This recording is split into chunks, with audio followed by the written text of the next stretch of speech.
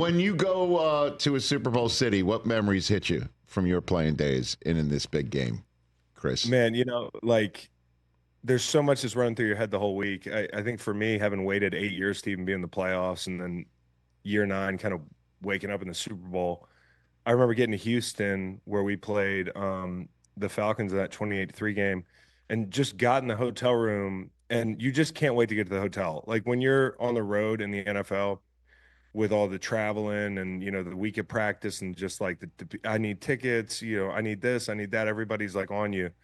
And it's even worse in the playoffs. But like once you get there, you just want to lay down on your bed. It's like quiet for a second before you go to meetings or whatever it is. And if anybody's traveled before, you kind of know what I'm talking about. But I remember laying on the bed and getting no peace. Like it just did not feel like I was alone, like I had any time. You could hear the people in the lobby, you could hear the people outside, you could hear helicopters.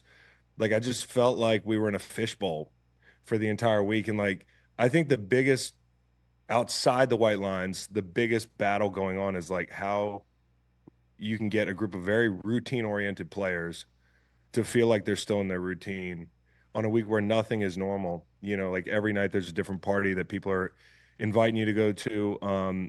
I was like a guy who wanted to be in bed early, and that was a real pain in the ass. Like, this person's in town, this person wants to get a minute with you.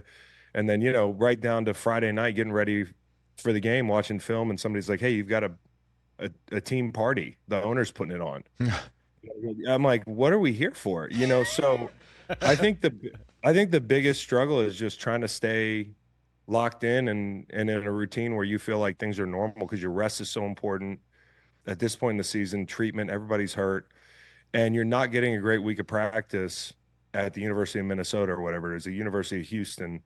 Not to say those aren't wonderful facilities, but you want to be in your routine and they take you out of it. So it's just all about trying to be in the moment, have fun, enjoy it, but stay in your routine.